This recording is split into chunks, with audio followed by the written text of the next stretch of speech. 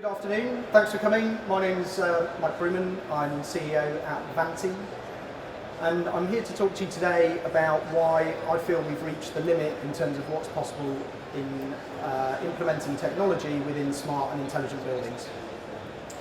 Vanti are an audiovisual and IT systems integrator by trade. That means we take hardware and software from manufacturers. We make that work together for the benefit of our end users, and that's either to make them more productive or to save them money. So in terms of some of our early work, this was really where we started to focus on the end user experience. And you can see over on the right hand side of the screen here, 55-inch user interface, which is then replicated on the projection wall at the back. And this is an academy down in Kent. They're really forward-thinking. They had a great vision for the space. They wanted students to be completely immersed in the content and to also use audio and LED colour wash to really affect how students learned. So first thing in the morning, they'll often wash the space completely in red to try and get people a bit more energised. They might use some up-tempo music and that sort of thing. And when everyone's been running around at lunchtime and actually people need to be brought back down into learning, they'll then use some kind of lighter blues and some more soothing music to get people back engaged. The reason for having such a large interface is every student at school has a laptop and they're producing digital content constantly. And so what they needed to do was have a way of sharing that, but with the teacher comfortable that they could see a real-time feed of what they were about to switch to, because they didn't want any kind of hilarious events of someone putting inappropriate images or whatever else and the teacher switching straight over to that. Around the space there's 7 other classrooms, and what that means is that the school can use this space in a very flexible way. So they can either start as a kind of year group in the centre of the space and then break out to the classrooms and pull content back in, or they can start out in the classrooms and then have a feedback session at the end. Following on from this work, we got the first opportunity to do a full building-wide deployment. This is the Library of Birmingham. It's an iconic £198 million building in the centre of Birmingham. And they really took digital very seriously in their vision of the build. They wanted to rewrite the book, as it were.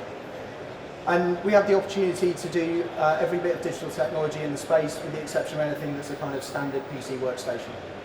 So as you walk into the atrium, you see large format video walls, big content grabs you straight away, telling you kind of what's going on in the library, events that you might be interested in, and then digital signage screens throughout the building reinforce that through the space. Up on the 3rd floor, there's a state-of-the-art conference centre. And what we recognised here, again focusing on end users, is that people who are doing presentations are often reasonably nervous. And so actually they might not have been to the space before, they might need just easing into how it works. So on all of the touch panels in each of the spaces, we built in tutorials that actually showed people where they need to plug their devices in and how to use things like the projection screens, turn the volume up and down, and just generally use the space. This is the central panel that sits with the events team, and what you can see at the top of that is an assistance required flag. If anyone in that room is in need of technical assistance or something's gone wrong, they can just push that button, someone from the events team will come in and they'll be able to get them back up and running really quickly. The other thing this allows the library to do is overflow events very quickly. So if more people turn up than anticipated, they can replicate content through from one room into the other, just with a few touches of that touch panel. We also got involved in some specialist applications. So this is what the library knows as the toposcope. It's on the 9th floor, right in the top of the gold rotunda at the top of the building. And it looks out across the whole of Birmingham. And what they wanted to do was inform people as to what they were actually looking at. So we actually hung off the side of the building, we captured gigabytes and gigabytes of image data, we stitched it all together, and we put that into a custom content management system that allows the library to drop those push pins onto the image, and when you touch them, it'll pop information about what you're actually looking at. And finally, this might look like just a normal headphone jack, but this was where we really started to get into the building integration world. So this is part of the British Film Institute. You can go in there and look at any of the BFI's video archives. You take your own headphones along, plug in, and you can watch away as a group of 4 in a booth. What we've done is implemented a network heartbeat around the entire building. And basically what that's doing is every second just going, everything's okay, everything's okay, everything's okay. And as soon as any audio system in the building, including the digital signage or in the conference centre or in the BFI, loses that heartbeat, all of the audio shuts off immediately. So that means in any fire or emergency situations, no one's going to be overwhelmed by lots of sound, they can focus on getting themselves out. So just before I tell you about some of our latest work, we actually commissioned a piece of research relatively recently to look at what was going on in the smart and intelligent building market, some of the big trends and themes, and why we think now is the right time to really start enabling building with technology in a technical way. And what was really interesting for us was when we started looking at this research, that actually this has been a concept that's been around for like 30 years. People have been talking about this for a long time. But also there's some really big themes occurring today that really dovetail into the smart and intelligent building agenda. So the first of those is Internet of Things and smart cities. And Internet of Things is really looking at where we can kind of sprinkle sensors around a city, start getting data back and start making some meaningful insight into what's going on. So an example of that might be parking-based sensors. So either citizens can look at where there's free space to park, or even worse, the council can look at where people have been there too long and go and zap a ticket on their car. In terms of the smart city context, this is looking at how we basically build better cities for our citizens, and that's normally underpinned by a lot of data. I've got some pretty strong views on this in terms of how we're going to get to the kind of utopian vision of self-optimizing cities. I think we're still a bit of a way off that. But I think the other thing that smart cities sometimes miss is that actually smart and intelligent buildings sit right in the centre of the city, in that actually they'll have their own sensor data, they'll be consuming data from the city itself. And so actually in terms of the smart city conversation, I think people need to be talking about more smart and intelligent buildings and how everything interacts. You've probably all got one of these in your pocket. The consumerisation of technology is happening at a blistering pace. The interesting thing about this is that none of you have probably ever looked at a manual for your phone. And that's because we expect now to pick up devices and interact with them in a very intuitive way, but also they work in the way that we think they're going to work. In the context of the building, what this also means is you've actually got an interface, you're carrying an interface that you could actually use to control the space around you in your pocket all the time.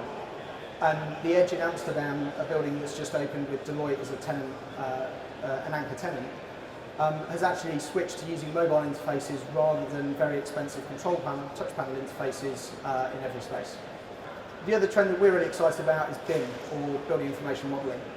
And that's basically not only looking at the design side of things, so for us it might be acoustic modelling of space or how wiring gets through a building, but also from an operational maintenance perspective, in that once we have a BIM model, actually we can start putting sensor data into it. And so rather than handing over at the end of a project to a facilities manager and saying, here's your massive O&M manual on how your building works, actually we can embed all the data in the model and it becomes contextually relevant to the facilities or premises manager. So as a kind of culmination of our research, we really started asking the question, what does actually make a building smart? And actually, if you've got smart buildings, then you must inherently have dumb buildings as well. So this is the scale that we came up with, and it considers also the move into intelligent buildings, which is where we're starting to look a bit more about sustainability, how we continually optimise spaces, and how they work over the long term, more like a kind of living ecosystem. So if we stretch the spectrum out a little bit, down at the dumb end, we've got really standalone systems, and this is where you might have functionality like CCTV or access control. So a system is put into a building to perform one particular function. And in older buildings, those systems are often run on legacy or proprietary cabling, so no structured or standards-based cabling, which means changing the system requires you actually not only to pull out the endpoints, but also to rip out all the stuff that runs through the walls. That's changing now in terms of more modern construction methods and reliance on structured cabling, but going into older buildings and retrofitting them with this technology still poses a reasonably significant challenge. Those systems also tend to rely on rules-based behaviour. So if you think of a heating system, you might have it's at, say, 18 degrees Celsius. When the system detects that it's less than that, we switch the heating on. When it goes over that, we switch the heating off. But actually, there's no concept of if the building's even in use. So what that means is you could have a building that's being heated all day long when no one's actually in it. So the move towards smart starts to address some of those problems. And that's where, on the very kind of just into the smart realm, we've got that basic system of integration. And that's where we've got systems being integrated together to give more of a sum of, the sum is greater than the component parts, essentially. Moving on from that, we've coined the term auto magic. I'm going to talk to you a little bit more about what we mean by that term, but essentially where you've got many systems integrated behind the scenes that actually end users have one consistent interface and they don't care which system they're interacting with, whether it's heating and ventilation, lights and blinds, they're just pushing buttons in a space or on a device and things happen. Converged infrastructure, so I touched on structured cabling, but also from a software perspective, there's a need for middleware. So actually we need to start joining systems through a consistent abstraction layer that actually allows us to unplug or decouple those systems over time. If you think of technology in a building context, actually technology refreshes happen sometimes as little as 3 or 5 years, and at maximum kind of 10. If you think you're building most buildings for a decades long lifespan, actually that means that technology is going to need to be refreshed at some stage, and actually you need an infrastructure that's going to allow you to do that. Once you've got everything running through one middleware system, that means you can start persisting data, because you're starting to see all of that data between those systems flow between them, and you can start persisting that. And once you're persisting that data, we can start to get into some insight reporting. So if you're a facilities or premises manager right now, and you want to get some insight from 2 different systems, you're going to have to extract that data from each and kind of mash it together. And if you need that report on a regular basis, you're going to have to keep doing that manually at the moment over time. And actually, once we've got that one data repository, we can start to get some really interesting insights from all that data. I'll talk about that a little bit more in a second. Moving on a little bit more, and this is where it gets maybe a little bit more sci-fi and a bit more far-fetched, probably less clear, is around adaptive technology. And we're already seeing some of this already. So if you look at buildings like the Edge, the lighting configuration on a floor plate, everything's done as one system. If you want the lights to go on and off, well, you can just place the light switches where you need them about the place. Should you then take down the walls in the floor and put a new set up, so you might change where offices are or where particular desks are, they might need new light switches put in. If you think back on the kind of dumb building side of things, actually we'd have to hardwire that. So we'd have to start running all the cabling back to the particular location we wanted to do that light change. Whereas now, with adaptive technology, we can actually do this over the network and put devices about the place that we can interact with really easily. This is where things start getting a little more frightening for some people. So once we're also persisting all that data, we can start putting artificial intelligence over the top of it. And with that artificial intelligence, we can start learning user preferences and how people are actually using the building. So a thought on this might be, if I go into a meeting room every Wednesday afternoon, I place a conference call to a Japanese office, then actually, if I've done that 2 weeks in a row, on the 3rd week, the system might have already pre-populated the video conferencing because it knows I'm likely to place a call to Japan. And it's those sorts of preference learning that are going to mean the technology in buildings can really start to make people a lot more productive. And the kind of holy grail for intelligent buildings is around self-optimization. I think this is probably going to be one thing that we're really kind of always striving towards, but never quite getting there, at least not for a significant amount of time. And that's because we use buildings essentially as places that we meet each other, and we talk to each other and we collaborate. And actually, there's going to need to be machines with exceptional insight into the context of that work in order to drive that self-optimization, which I don't think is coming anytime soon. But we might get there eventually. So why smart and intelligent now? I touched on the fact that there are some kind of broader trends at hand, but also if you look at things like network technology and the advance in wireless technology, the development of sensors and all those sorts of things, actually we're getting to a time now where this technology is really applicable. The other thing is that actually we can now start to retrofit into buildings where previously we'd have had to spend a lot of time ripping out expensive cabling and recabling a building. A lot of that is now achievable via wireless. If you look at the business drivers for this as well, businesses are having to adapt more quickly, they're having to change things a lot more quickly, and also they've got increasing property costs, especially in places like London where real estate is really going through the roof. People are now looking at how they can better utilise their space, make better use of it, and essentially save money. So this is our latest project. This is 240 Blackfriars Road for United Business Media, and UBM had a really exciting vision for this building. They wanted all of the systems within it to be integrated, not only to enable people's more productive work, but also to save energy. So the building was targeted for a LEED Platinum standard of energy conservation, and they actually hit that on delivery. The interesting thing about the energy saving conversation in the context of smart and intelligent is actually that comes as a byproduct of the productivity increase on the front end with end users. And so whilst there are a lot of people going around kind of touting technologies that can save significant amounts of energy, actually by focusing on the end user and making them more productive, that becomes a kind of natural byproduct. So when you arrive at this building, you use your UBM passport to touch in through the turnstile, and the building automatically calls the lift to the floor that you're homed on. When you walk out of the lift foyer, you're greeted with a desk booking system. And so you can swipe your card on here, the system will show you all of the desks that are available. You touch the desk that you want to book, and that actually powers up the desk. So no desk has power before you've been through this process, again, to save energy. We've thought of some other use cases for this. So if you had access to some more of the data in terms of maybe email traffic or telephone communications, then actually, as you start to book a desk, we could start suggesting where you might sit based on who you're talking to most of the time, or where your team are located that day.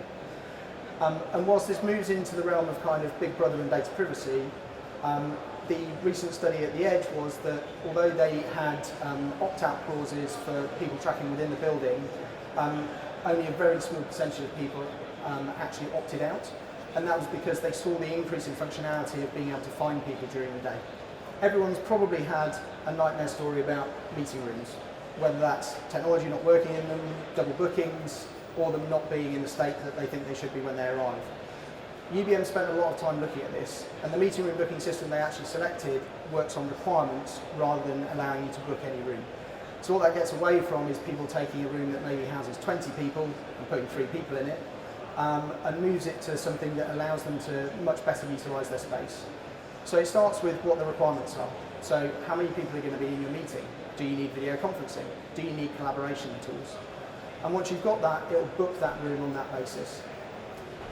You can also, if the panel outside the room is green like this, just walk up to a room and grab it. And through either scenario, again, everything's switched off in the building. If the room is booked beforehand, 15 minutes before that booking starts, we'll start bringing that room to temperature. So we'll switch the air conditioning on, or start heating up if it's a cold day. 5 minutes before that meeting starts, we then power up all the in-room technology. And that basically means that people arrive to a meeting space that looks like this, and it's ready to go. In the centre of the meeting room, you've got a touch panel, and all people have to do once they arrive is check in, and that then tells the meeting room booking system that everything's in progress. From that panel, and in terms of the auto magic concept that I mentioned earlier on, you can control everything about that space, whether it's the temperature of it, if there's blinds in it, whether they're up or down, the intensity of the lighting. There's video conferencing in there, and then there's also presentation tools as well. And you can arrive with any device, plug that in, or wirelessly present to those screens, and you're good to go. It also removes the need for a plethora of remotes. I'm sure everyone's also been to a meeting room where you're confronted with a bunch of different things that you're supposed to point at some different device to make some things happen. So again, this should mean that people's meetings are a lot more fluid, a lot more, they can just get on and go basically. And then the top floor of the space, we've got the multifunction space. And that, again, is to facilitate kind of quick conversations and easy sharing of information. So the screens around the room ordinarily are showing digital signage, so that's telling people about the events in the building, what's going on, whether there's news to report, that kind of thing. But also at each of the stations you can see there where people are having coffee or eating their lunch, they can again just get their device, plug in and start sharing some content. Unfortunately though, this is probably where we've hit the limit. And in terms of how construction actually procures this kind of technology into buildings, we can't really go any further working in this way. It needs a change from both technologists and also construction partners. Whilst doing our research, we came across this from the Carbon Trust. And this basically shows the supply chain for a non-domestic or commercial building. And what was interesting for us was, whilst there was a build team right in the centre, consisting of all the suspects you'd expect to be there, the mark down the bottom has that they collaborate, but in an ideal kind of fashion, which kind of suggests that actually that might not be happening. The other strange thing for us as technologists and people who really focus on the end user experience is that users are kind of off to the side of this. And we appreciate that sometimes, buildings are speculatively developed, or the actual end users may not be the owners of the building, but actually even in those scenarios, people should now be considering the end user more centrally to get better outcomes at the end of the project. The other problem with how many of these systems are procured within construction is also there's a minimum set of requirements that have to be reached. And so rather than targeting people on an amazing end user experience, it's how do we get this over a line to achieve the bare minimum. So what we need to do is put end users at the centre of this team. And the reason for that is they're going to give the vision and the context for how the spaces in the building need to work. They're also probably going to have some unique work practices in terms of they might be from a different industry. They might work in particular ways. They might have video conference calls every day with certain parts of the world. Those things are going to become even more important now in terms of embedding technology into physical spaces. There's also a gap there, but I'll come back to that in a second. So we also feel, and the title of this presentation originally was Understanding the Third Fix. And actually the more that we've looked at this, it's not about having a third fix after we've done the second fix work of putting all the technology in terms of commissioning the technology. It's actually about how we bring some more of this back to design time. So this graph looks at the effectiveness of decisions through the lifetime of a building. And the graph looks something like this. So basically, if you're making decisions and changes at design time, actually those decisions are pretty effective. You'll also notice in this model that there's absolutely no mention of technology, which is fine, but actually even mechanical and electrical engineers now need to be taking notice of this stuff because all of it's going to be interrelated. Our original argument in terms of having a third fix at the end of the construction phase was really to start looking at how we could avoid people soft landing people into a building, but things not being finished or commissioned. And that commissioning phase is now absolutely essential, because if you're landing people into a building and the technology doesn't support them in the way they're expecting to work, then actually you've probably lost part of the battle, because user confidence is going to be dented significantly. And also when you start to land even more people into the building, rather than people being able to help each other and get on and use the technology, and people saying how great it is and how it helps them work, there can be that pervasive kind of downness on things. The other thing is, it's just as we hand over into operation and maintenance, and actually this whole phase is now going to become a series of optimization tasks in terms of once the building goes live, there's likely to be, and there needs to be an appreciation for, things aren't going to be right first time. And so we're going to need to adjust this over time, keep making things better, and rather than just maintaining the status quo, really continue to improve things within the space. This diagram really starts to demonstrate the limit. This is an actual architecture for a real building.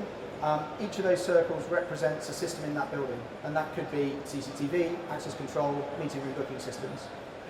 Each of those lines represents a physical connection between those systems, either via cabling or at the software layer in terms of data being exchanged between them. Now hopefully you can see, if we tried to change that orange dot down the bottom right there, actually you'd have to interact with 7 other systems to extract that system out.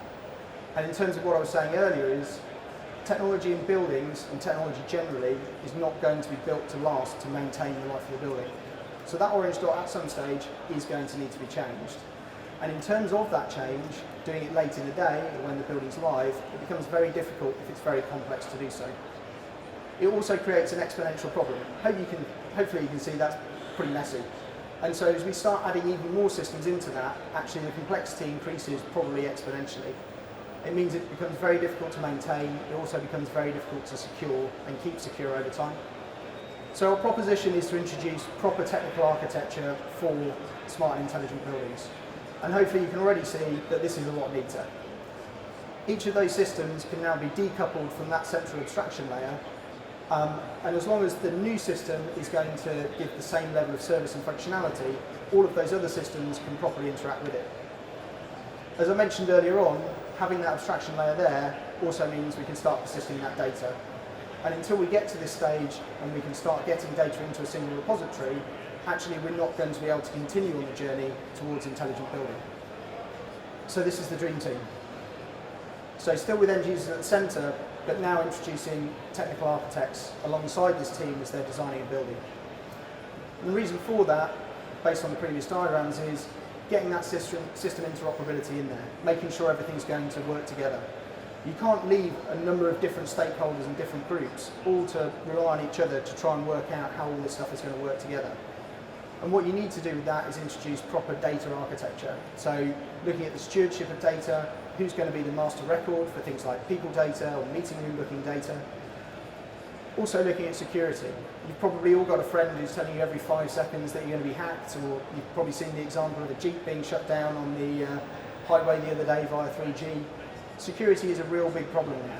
And if you're just allowing vendors to kind of plug systems together in a very ad hoc way, you're not taking ownership of that, and so you can't guarantee that your building infrastructure is actually secure. And the final thing is testing. It's all very well to have a vendor who's maybe provisioned an access control system, walk around the building and test it a few times, but actually once you've landed 100 people in there, that puts a different load on that system. And once you've landed 500 people in there, when the building finally opens, that's an even greater load. And actually, if you're not testing everything as a system and just focusing on it as a component, it's pretty much surefire way to fail. So my question to you, if you are in the construction industry, is do you see a place for technical architects within your conversation and at the table? And we're really keen to keep having conversations about this. We'd love to talk to you.